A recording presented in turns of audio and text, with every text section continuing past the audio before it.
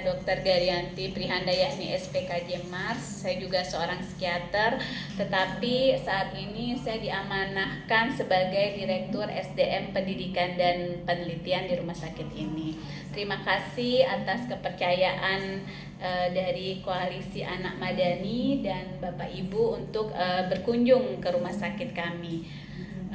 Rumah sakit ini memang melakukan pelayanan untuk pasien-pasien, baik itu pasien anak remaja, kemudian dewasa, dan geriatri. Jadi lansia juga kita punya. Jadi kita memang sudah membagi wilayah layanan itu menjadi 3 bagian berdasarkan usia. Nah, sebenarnya kami ini pun memiliki program terhadap kesehatan jiwa masyarakat. Nah, salah satu yang berkaitan dengan meningkatkan cakupan dan juga pengetahuan bagi masyarakat terhadap gangguan jiwa adalah kami sudah melakukan kerjasama dengan beberapa institusi pendidikan, di mana kami memiliki aplikasi yang namanya Simpatik Q, pakai Q belakangnya. Nah, jadi Simpatik Q itu adalah salah satu instrumen yang ada di website Rumah Sakit Jiwa yang bisa Bapak Ibu gunakan untuk melakukan deteksi dini gangguan emosional dan perilaku pada anak dan remaja ya. Tapi memang kami rumah sakit pemerintah masih ada keterbatasan pembiayaan sehingga program kami ini belum mencakup ke seluruh SMA yang ada di DKI Jakarta, sekolah yang ada di DKI Jakarta. Jadi hanya sebagian wilayah Jakarta Barat yang sudah kami kenalkan dengan Simpatiku dan sudah melakukan hal tersebut ya. Tadi berkaitan dengan pertanyaan bahwa bagaimana jika ada anak yang ingin mengakses rumah sakit ini, karena rumah sakit ini adalah pelayanan kesehatan ya Bu, rumah sakit jadi pelayanan kesehatan, silakan saja mengakses sesuai prosedur yang ada. Jadi kalau dia pasien umum silakan mendaftar sebagai pasien umum, jika dia pasien BPJS silakan prosedur seperti pasien BPJS, yaitu menggunakan rujukan ya. Pada prinsipnya rumah sakit ini membuka layanan seluas-luasnya, baik itu untuk pasien umum maupun pasien berbayar, bahkan untuk di luar itu seperti studi banding, kemudian magang kerja ya. Jadi beberapa juga guru BK mungkin pernah juga melakukan kunjungan ke sini untuk belajar bagaimana melihat seperti apa sih secara sekilas kalau anak-anak itu menunjukkan gejala perilaku dan mental dan emosional seperti diagnosis dini pada anak dan remaja berkaitan dengan masalah mental emosional. Nah, ini sudah ada petunjuknya. Jadi ini bukan untuk menentukan diagnosis ya, tapi kita untuk asesmen apakah ada potensi dia melakukan apa, termasuk ke dalam anak-anak atau remaja yang bermasalah secara mental emosional. Nah, setelah itu masih membutuhkan tindakan lanjut. Salah satunya adalah pemeriksaan oleh dokter psikiater anak dan remaja karena mereka adalah masih anak dan remaja. Nah, fungsinya instrumen ini Bapak Ibu bisa mendeteksi dini siapa yang berpotensi ya. Jadi diam-diam anaknya belum tentu mereka itu baik-baik saja. Tetapi yang tadi sudah tampak Subham itu udah lagi trendy nih Bu. Saya juga praktek, saya ada anak remaja juga, ada dewasa juga, bahkan yang sudah berkeluarga pun melakukannya. Jadi sangat inilah sekarang itu sangat sering itu ditemukan. Nah, kalau yang seperti tadi, Bapak Ibu mungkin guru BK biasanya kan memanggil orang tuanya nih, menyarankan bahwa yang dilakukan oleh anak Bapak dan Ibu ini tidak bisa dikatakan hal yang biasa loh. Kadang-kadang mereka hanya berpikir, oh itu sengaja mereka trendy ikutin temannya, atau mereka hanya mencari perhatian saja. Tetapi di balik apa yang dia lakukan, kita harus temukan dia ini sebenarnya mengalami apa. Baik dia depresi maupun dia cemas atau dia memang ada gangguan perilaku impulsif. Jadi anaknya juga mungkin kepribadiannya, apalagi kalau usianya 18 mau 19 itu sudah mulai terbentuk kepribadian, ada kepribadian ambang yang mudah frustasi. Jadi kalau dia kesal atau apa melakukan hal tersebut ya. Jadi untuk tahu dia sakitnya apa, tindak lanjut apa yang kita akan lakukan, itu memang butuh profesional. Jadi tugas Bapak Ibu BK adalah memberikan arahan kepada, menyarankan orang tuanya, Bu, anak ibu ini harus dibawa ke profesional. Ini mulai tes. Jadi ibu buka, ada pilihan program. Nah, program. Bukanya apa simpan dari simpan. Jadi ibu bukanya website Rumah Sakit Jiwa. Oh, bukannya ya, RSJS RSJS.id.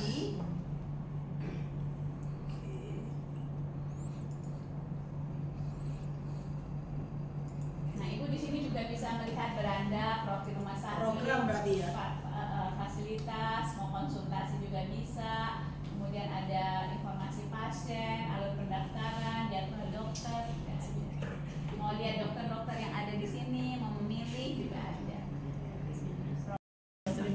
Iya, saya perkenalkan diri saya. Ini kan kita ngomongin Assalamualaikum warahmatullahi wabarakatuh. Selamat pagi. Nama saya Rita Wati, Ibu. Biasa dipanggil Rita ya, Bu. Iya, saya dari SMK Negeri 17 Jakarta, dekat dari sini sebenarnya ya. Tapi telat, maaf. karena jalan kaki. Saking dekatnya ya. Jadi background saya dari dulu kalau bilang PPB ya, Bu. Pendidikan Psikologi dan Bimbingan dulu ya. Masuknya PPB, keluarnya BK. Keluarnya BK. Jadi di UNJ dulu Ibu namanya PPB, Pendidikan Psikologi dan Bimbingan. Prodinya BK gitu. Jadi jurusannya PPB, prodinya BK. Ada BK dan PGTK dulu namanya. PAUD, PGTK ya, PGTK dulu. Sebelum PAUD PGTK, ada PGTK. Jadi lanjut Kak. Oke, itu saya dari BK UNJ. Terima kasih. Assalamualaikum warahmatullahi wabarakatuh. Malu lah dulu bertahun. Baik, assalamualaikum warahmatullahi wabarakatuh. Selamat pagi kakak-kakak semua. Kita Ibu Nini. Saya akan memperkenalkan diri. Nama saya Nimas Retnawa Yunindya. Saya biasa dipanggil Nimas. Anak-anak biasa memanggil saya Ibu Nimas. Kebetulan saya juga ibu guru BK-nya anaknya Kak Arul. Yang pertama ya Kak ya. Itu. Ketahuan deh. Ketahuan. Saya mengajar di SMP Negeri 1 Jakarta di daerah Cikini. Background pendidikan saya lulusan Universitas Negeri Jakarta, lulus 2003. Ya, terima kasih. Assalamualaikum warahmatullahi wabarakatuh. Waalaikumsalam. Nama saya Hilda Nur Fadilah. Sekarang ngajar di SMKN 42 Jakarta Barat, Cengkareng. Backgroundnya dari BKUNJ 98, sekelas kita berdua. Iya. Masih. Kok dia 2003 dia 98 gitu. Masuknya 98. Maaf ya. Assalamualaikum warahmatullahi wabarakatuh. Saya dari SMA Negeri 65 Jakarta, Kebun Saya lulusan BK ya. Namanya Bu? Oh iya, saya lupa. Saya namanya ada dua. Kalau yang terkenal Raisa, kalau nama aslinya Nuribo. Asli Indonesia Timur. Nah, sebenarnya saya Artis, selebriti. Selebritinya teater. Iya, saya kebetulan jebolan dari IKJ. Lalu saya melanjutkan ke bimbingan konseling Bulindra karena tertarik untuk masuk ke dunia pendidikan. Terima kasih. Lanjut Kak. Assalamualaikum warahmatullahi wabarakatuh. Selamat pagi Bapak Ibu semua. Saya Dewi Indriani, nama saya Dewi Indriani. Saya mengajar di SMA Negeri 78 Jakarta Barat. Kemudian background pendidikan saya kebetulan mantan mahasiswanya Ibu Nini, masuk Fakultas Psikologi UI tahun 2000 Bu. Kemudian meneruskan program profesinya kebetulan bukan psikologi tapi profesi guru dari Unika Atmajaya. Iya Bu, ya terus dulu saya anak bimbingannya Pak Budi Hartono. Iya, mungkin Bu Ibu kenal ya. Saya Bu Ibu. Iya, saya ambil klinis tentang LGBT kebetulan Bu. Iya, terima kasih Bu.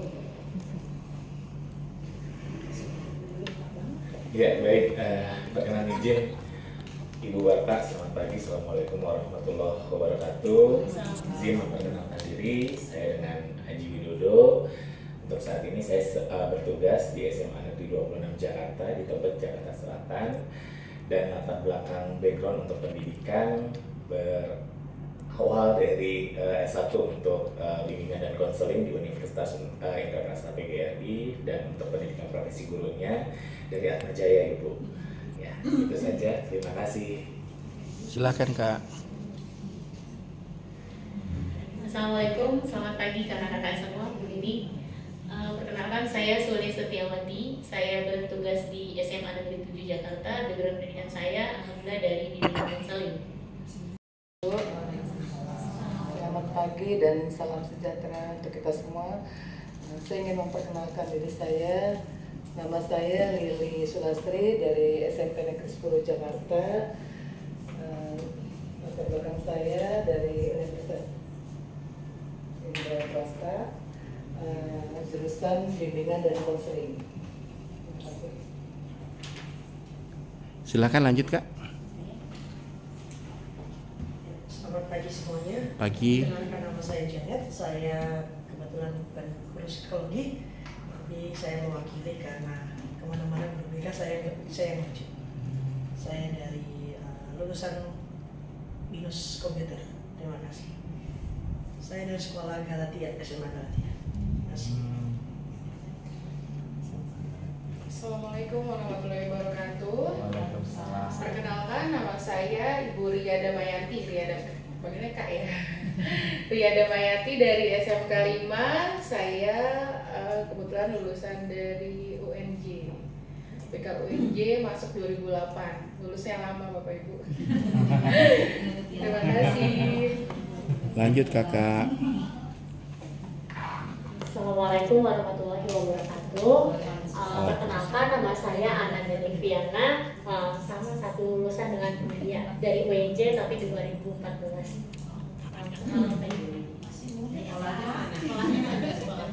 Sekolahnya di SMK 38 Jakarta di belakang Hotel Sangrila.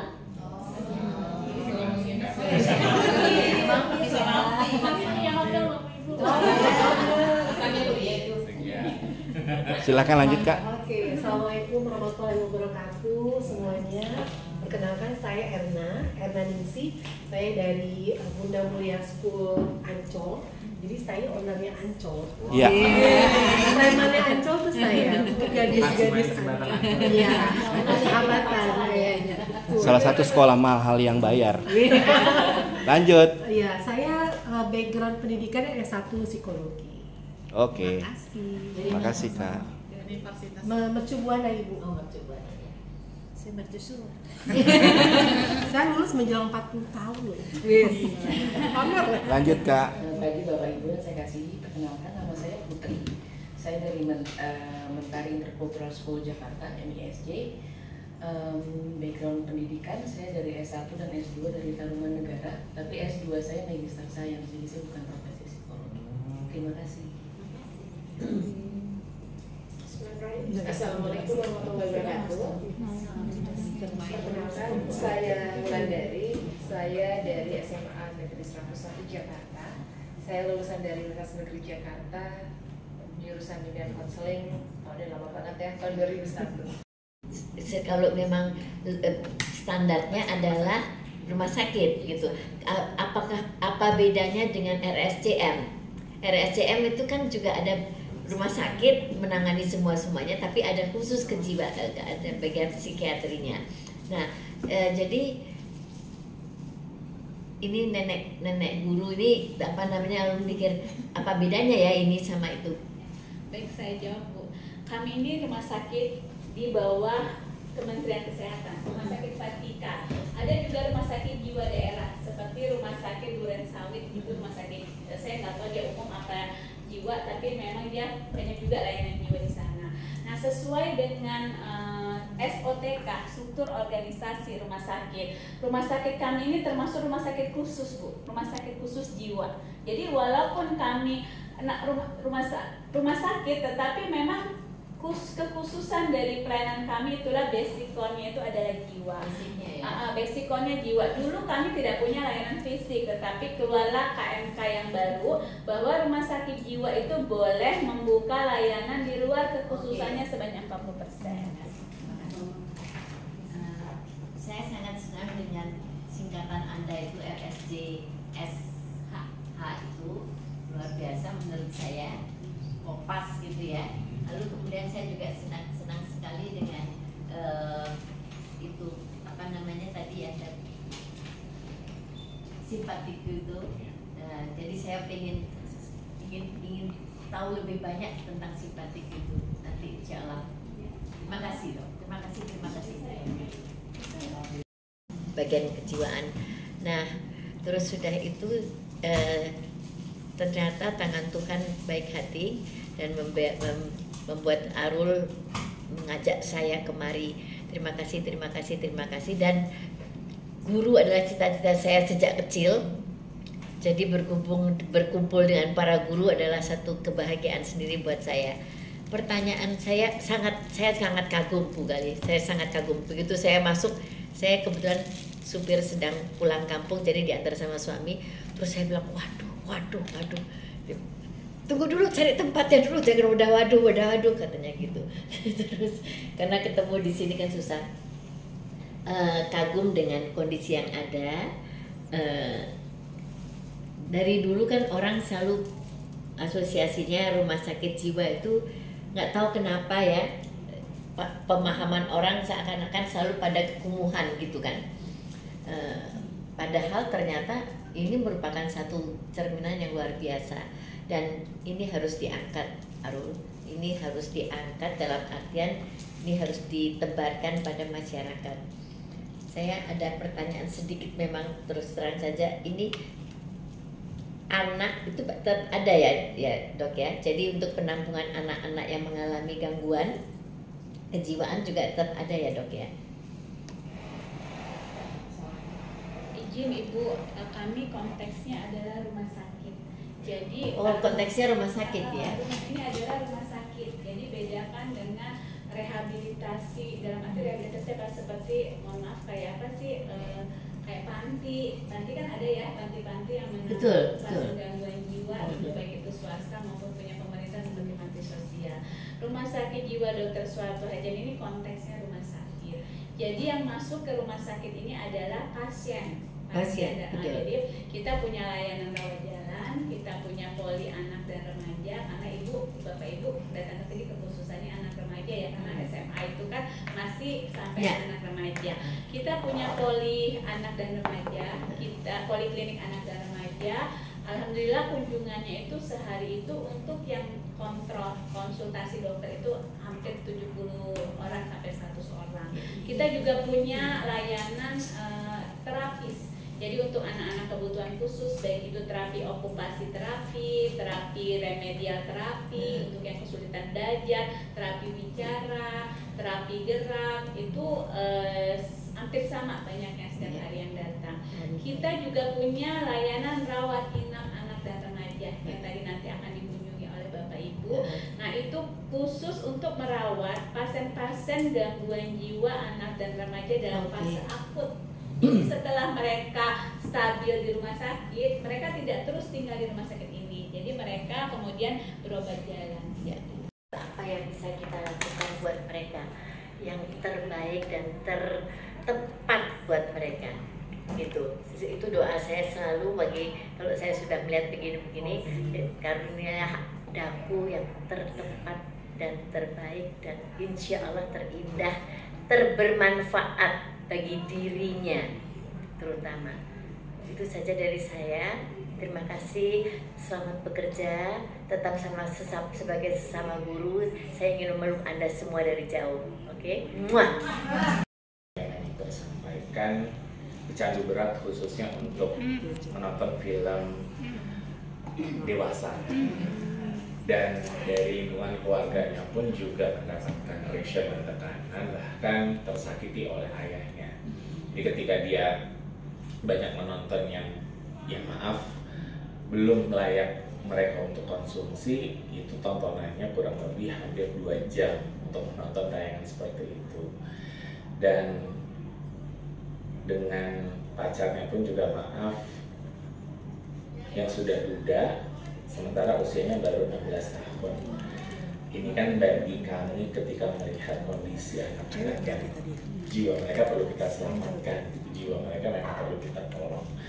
karena seperti yang tadi sudah kita dengarkan bersama-sama, mereka masih punya masa depan yang cerah gitu untuk kehidupannya mereka. Dan kita sharing diskusi lagi tentunya dengan perasaan cenderung mereka di sini sudah hampir kurang lebih 2 minggu ya Bu, 14 hari, dan mereka juga udah menyampaikan ya akan segera juga nanti dijemput oleh pihak keluarga.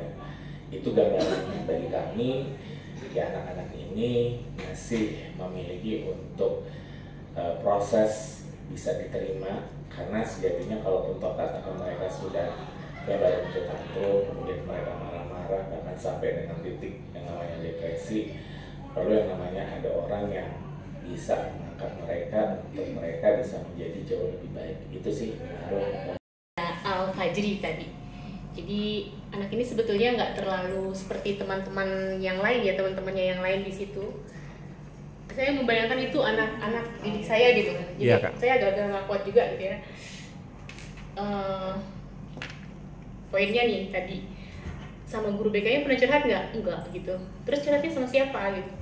Ya sama teman aja gitu. Kenapa sama guru BK-nya nggak? Ya kurang enak sih Bu gitu katanya. Jadi dia suka ceritanya dengan teman. Masalahnya adalah tidak bisa beradaptasi di lingkungan baru. Jadi anak ini dari SD sampai SMP di pesantren. Oke, Kak. Kemudian pas SMA baru di SMA umum, SMA IT sih. Iya. Tapi kan permasalahannya dia tidak bisa menyesuaikan diri, depresi, tidak punya teman, kemudian sangat sensitif, perasa banget gitu ya. Ketika ditolak oleh temennya, walaupun cuma ditolak ajakan ke kantin, itu ngerasanya udah kayak, kalau siap hati kan kayaknya dunianya runtuh gitu. Jadi kayak kenapa sih gue salah apa sih gitu. Dan itu dibawa ke rumah dari kelas 10 sampai sekarang kan kelas 11 harusnya dia. Nah seringnya mengamuk gitu. Nah, kemudian dukungan dari orang tua juga kurang dekat juga dengan orang tua, teman juga nggak punya gitu. Jadi dia depresi gitu. Dibawa ke sini karena sudah sering mengamuk katanya dari kelas 10. Pertengahan tuh dia udah sering mengamuk dan pada akhirnya dibawa ke sini. Mungkin tentang siswa saya Bu ya. Sampai detik ini saya tadi seperti itu Kak ya. Karena kita punya siswa namanya si X. Dia itu punya perilaku yang sedikit sudah menyimpang ya Bu ya. Karena dia itu anak-anak itu sebenarnya masuknya jalur normal umum, tapi dengan bertambahnya waktu dia tuh perilakunya sangat membuat kita jadi resah gitu. Kenapa? Karena dia itu udah mau Bu tidur di ubin, tidur di tangga. Nah kemudian dia tidur di atas meja. Nah bikin saya nyesek itu Bu, saya selaku guru BK itu di share ya Bu ya, seolah-olah kita itu juga jadi guru kayak gak punya dosa. Akhirnya saya pikir ini tindakan kita apa yang kita lakukan. Kebetulan kan saya bukan BK-nya Bu ya, tapi saya pikir kan juga saya guru BK yang di situ Bu ya. Akhirnya foto itu saya jadikan apa yang kita lakukan buat foto ini gitu ya. Akhirnya saya bilang mana nomor handphone orang tuanya. Akhirnya nomor handphone saya dapat, kalau saya panggil, saya bilang bagi ibu punya anak seperti ini nggak punya dosa. Tapi bagi kami membiarkan ini berdosa, mending tidak kita lihat kan gitu Bu ya. Hari kita tanya, dia bilang pernah ke rumah sakit jiwa katanya, Suharto Herja. Loh, kok udah pernah rumah sakit jiwa seperti ini akhirnya? Lantas kita bilang, ke situ bagaimana? Apakah berlaku BPJS gitu kan ya? Dia bilang Bu, nggak berlaku ya Bu ya. Makanya saya, makanya kalau berlaku BPJS kenapa nggak digunakan gitu ya? Makanya saya tanya Bu, apa langkah yang dilakukan supaya dia itu diterima di sini dengan memakai kartu BPJS? Gampang. Punya masuk dengan gelisah, mengganggu, itu ibu tinggal langsung datang ke UGD, tapi harus membawa kartu BPJS. Langsung masuk UGD kalau memang dia tiba-tiba dia mengganggu banget. Tidak mengganggu Bu, justru tidak mengganggu, di tepar-tepar, begitu tepar di ubin, di tangga, di masjid, di meja. Dia jinak Bu, bahkan dia bisa sampai menangis Bu. Tepar-tepar kenapa ganggu juga? Dia itu setelah saya lihat, itu kan dibilang suka dari handphone, gadget, main gadget itu Bu. Saya suntuk dia tahan gak tidur. Akhirnya saya tanya, kamu sekolah mana? Sekolah negeri gitu ya. Bisanya apa? Pramuka. Terus ada yang bilang dia Bu bisa Al-Quran. Saya coba ini videonya sekarang saya bawa Bu. Dia baca Al-Quran Bu, bisa. Hah, apa yang salah nih saya pikir gitu? Gak ada yang salah. Sekarang gini Bu, kalau seperti itu lakukan pendekatan. Mic-nya ditekan dok, bawah ya. Lakukan pendekatan. Jadi gini Bu, kalau anaknya masih bisa, itu kan kalau seperti itu bisa di-handle ya, anaknya itu ya. Jadi masih bisa apa namanya, yang punya apa, pada dasarnya pintar gitu kan? Iya. Nah, pada dasarnya pintar itu diadakan pendekatan Bu. Ya, terus kemudian perhatikan juga pola keluarganya. Terus gini Bu, kita jangan judgement. Ya, jangan judgement kepada orang tua, apalagi berdosa kayak gitu, karena kan gini, nggak ada anak orang tua yang ingin mempunyai anak seperti itu, dan juga tidak ada anak yang mau dia seperti itu yang harus kita perhatikan, karena kan ibaratnya dia mendapatkan musibah ya, sama dengan LGBT juga apa, dia nggak mau seperti itu, kecuali di LGBT yang movement ya. Kalau yang movement tuh memang diarahkan untuk LGBT gitu kan. Tapi kalau yang LGBT yang memang dia nggak mau dia seperti itu gitu kan.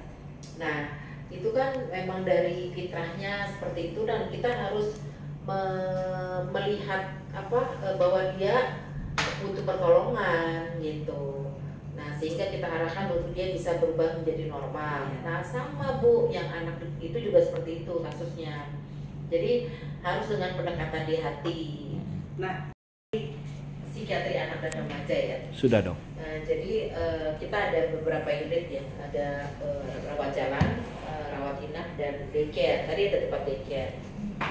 Nah, daycare itu biasanya daycare kan di atas bawah 10 tahun ya. Nah ini daycare memang di atas 10 tahun dengan maksud dari terapi individu di depan ya. Nanti ada terapi sensori integrasi, terapi bicara, sensori motorik dan lain-lain. Nanti mereka setelah itu mereka bisa masuk ke daycare. Nah gitu, kalau misalnya mereka masih diperlukan gitu. Terus kemudian untuk rawat anak, jadi bangsal anak itu namanya, kita bukannya bangsa, bukan sebut bangsal ya, karena kan hanya beberapa ya. Kalau bangsal itu satu kamar banyak, ini kan nggak paling 3 gitu kan. Nah itu untuk anak-anak dengan segala macam permasalahannya. Ada gangguan jiwa berat, tapi juga ada gangguan jiwa perilaku yang berhubungan dengan perilaku kecanduan, seperti kecanduan game, kecanduan pornografi, gadget dan lain-lain lah. Jadi di situ sama ditempatkan, atau perilaku menentang misalnya. Jadi itu semua dimasukkan di situ, di satu unit itu Olympic. Nah biasanya kita maksimal tuh 3 minggu itu sudah maksimal banget. Tapi banyak yang selesai 1 minggu, 2 minggu udah selesai. Seperti kecanduan games, kecanduan pornografi sebenarnya cepat selesainya. Nah tinggal tata laksananya di rumah. Karena di situ ada proses namanya abstinensia. Jadi dia tidak lagi memegang gadget. Nah kemudian di situ dikasih obat untuk menstabilkan neurotransmitter atau zat kimiawi otak, sehingga ketika pulang mereka akan lebih baik. Di situ juga ada proses terapi lain, terapi kelompok, art terapi seperti melukis seperti itu. Jadi dia bisa mencurahkan semua perasaannya. Karena permasalahan mereka tidak lepas dari pola asuh, kemudian dari ketahanan mental mereka terhadap permasalahan yang ada yang mereka hadapi. Jadi begitu sebetulnya.